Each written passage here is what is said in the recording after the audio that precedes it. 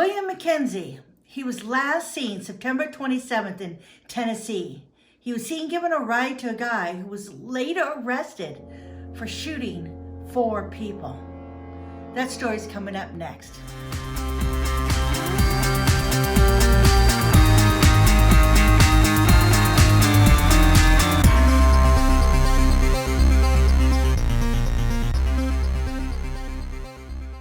Hi everybody, this is Jerrie Dean from Missing Persons of America. Today we're going to go over the case of William Brian McKenzie. He has been missing since September 27th, 2019. So William McKenzie, he's 22 years old, and he was working at the Denny's. His shift ended at 3 p.m., and he left to go to a friend's house. Rick, one of William's friends, tells the story, and I'll let you listen to that right now. Brian worked on September the 27th. He got off work at 3 p.m., his normal hours. After he got off work, he pumped some gas at the gas station next door, and he made arrangements to visit a friend. This friend lives about a mile away from where Brian was working. Brian and this friend, you know, they'd been friends for. They was new friends, but you know they had quite a strong relationship, from what we were being told. So Brian went to visit this friend. Now, while he was at the friend's house, he ran across this guy that said he needed a ride home. And William said, all right, I'll give you a ride home. Then right around 5:30, William's mother called him. And she had something going on and she needed his help. And she was upset. And so William said, no, it's all right. Everything's fine. I'm coming home. I'll be home really shortly. And that was it. She hung up the phone and that was it. Well, William never showed up. He hasn't been home since, and no one knows what happened to him. But there's fear that maybe there's foul play because of the individual that William was with.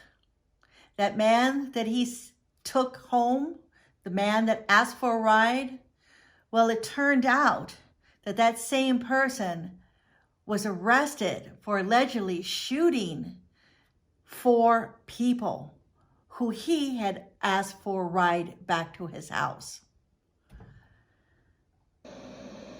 Brian had no idea that a few days prior to September the 27th, on September the 25th, that this friend had began a spiral.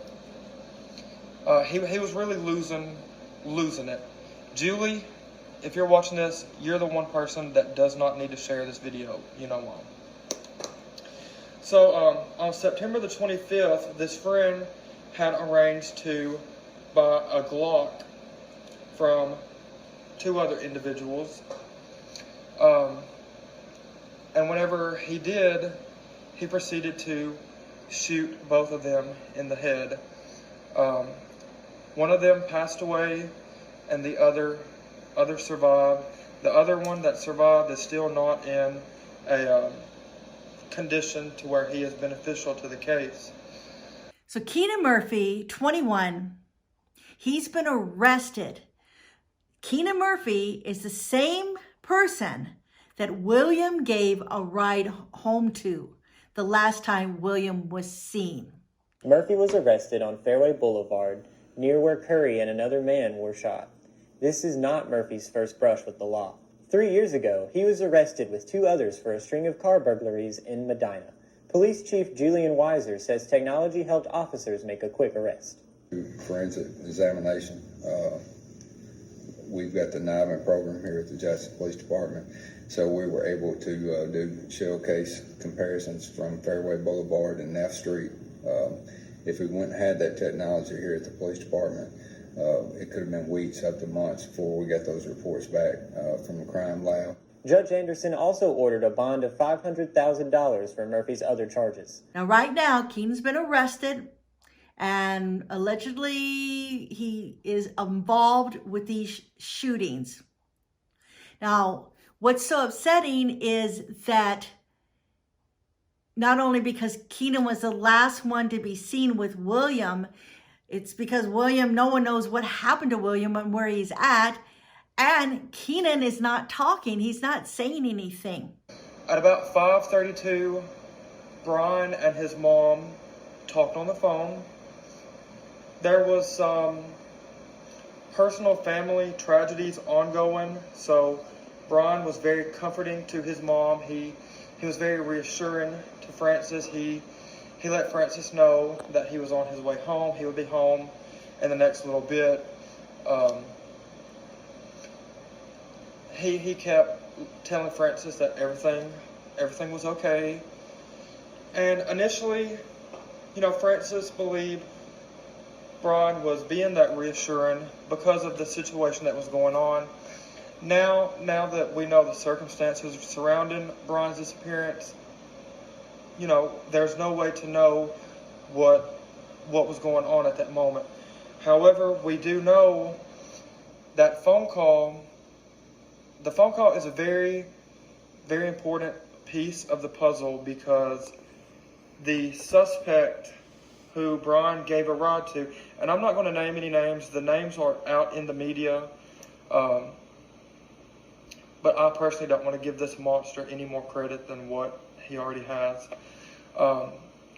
This man was able to repeat word for word Brian's phone call with his mom. So Frances Gaines, that's William's mother, she posted on Facebook, and this is what she has to say about it. She said, Keenan Murphy doesn't want to tell authorities the location of my son's whereabouts or the vehicle. I'm begging, please. He was obviously on the run, and my son was an easy target right after work on a payday and a vehicle. My son goes to his friend Sean's house not knowing he'd be disappearing soon with a serial killer. Thankfully, others talk and care enough to tell me that Keenan was on the porch and asked my son for a ride when the friend he trusted, Sean Winwright, the friend he visited and trusted, told me it was only he and my son on the porch, no one else, and my son left alone. Sean lied to me and the authorities. Even his godsister and friends told me Sean was withholding valuable information. So finally, Sean admits my son William left with Keenan Murphy and was never seen again. So this is where we're at right now. And with Keenan not saying where William is at is really, really upsetting. So William's GPS was turned off, so we can't locate the cell phone because of that. But it did ping off of a cell phone tower, and it pinged near Ridgecrest Road in North Jackson. So family and friends have been going to that location, that area, and they have, as much as they can, they have been searching all in that area looking for William or looking for his Jeep and hoping that they will find it. And they have said they're not going to stop searching. They're going to keep going out until they eventually find it. Now, you can be a great help to these people. Maybe you're not able to help them search when they go out, but you can help search in other ways. And one of them is to keep an eye out for that black Jeep. Now, we don't know where it's at. It could be out in the woods someplace, but it also could have been left at an apartment complex, or a Walmart parking lot, a grocery store parking lot. It could be just about anywhere. So if you go to Missing Persons of America blog, you'll see the poster, the missing poster. You also see a photo of his Jeep and the license plate. And I would take your cell phone and take a picture of it right off the page and take it with you. And then when you go to get groceries, or if you go to an apartment complex, or if you go to your job and you're in a parking lot, look around for this black Jeep and see if you don't see it. And then if you do see one that's similar, you can take your phone out, take a look at it, and compare the license plate and see if that's the same Jeep. I think this is going to be the best way we're going to be able to find William, is through his car. And we don't know if the two are together. We don't know if William is in the car. We don't know if he's outside the car. We don't know if he went one way and the Jeep went the other way. But just in case it did, it may have been parked someplace and left, and the person got out of the car and just left it behind. And it could just be just about anywhere. If you live in an apartment complex, look in your parking lot to see if you see a Jeep, black Jeep there, and see if it happens to be William's Jeep or not. Now, while all this is going on and trying to find William, scammers, oh my gosh, they're so terrible. They went and they started to send text messages to William's mom, Frances. They were saying horrible things. They even took a photograph of William and they photoshopped a tape across his mouth, and they sent it to her and said that they were choking him and they were shooting him up with drugs and all this horrendous, horrible stuff. I mean, I can't believe people would do that for money. And that was the whole thing. It was a ransom that they were asking for. And this has been going on for quite a while. In fact, when I talk to families of missing people, one of the first things I say, don't give out your phone number. You should give out the police phone number, not your own phone number. Even though you want tips or something, they can send the tips to me and you can just kind of like stay out of it because of what these scammers do. Now, she did have the foresight to call the police about this, and she gave them the phone number, and it turned out that it originated in South Africa. That's where these phone calls were coming from. These text messages were coming from. So they knew that it was a scam. And this is not the only time this has happened. There's been other incidences, like in the NBC, they reported back in 2019 about these scams. And they were coming from Mexico, and they were demanding a ransom for a virtual kidnapping, where they said they had somebody and the family would get scared that, well, we've got your teenage daughter. And instead of going and calling the school or going to check to see if it's true, they get so scared, the scammers will ask for like $1,000, and they just send the $1,000 off. And then they find out later that the child was never kidnapped, nothing. The child was at school. But because of the low amount, they don't want to take a chance, so they just send it off. And that's what they're preying on. That's what they're hoping people will be scared and will do. And then back in 2017 Newsweek, they did a report too about the scammers that were actually in jail, in the Mexico jail. They were going through social media and finding people that had missing families, and then they were doing the same thing, sending off text messages to people and saying, hey, we got your family member, and you send us $500 and we'll release them. And they were getting away with it. There was something like around $87,000 that this one scam team in the Mexican jail had gotten away with because they had preyed on a lot of people and asked for a low amount of money, and they just sent it without any questions. So right now, let me give you a description of William, all right? He was wearing his black Denny's uniform. I'm sure you've seen before. And it has a insignia, yellow Denny's on the sleeve. And he had his black no-skid loafer type shoes on. And he had a black backpack, and he had his black jacket. Now, he could have his jacket on. He could have left the jacket in the car. We don't know, but he did have it with him. Now, William has tattoos on his right arm, a small scar below his lower left lip towards the chin near cheek.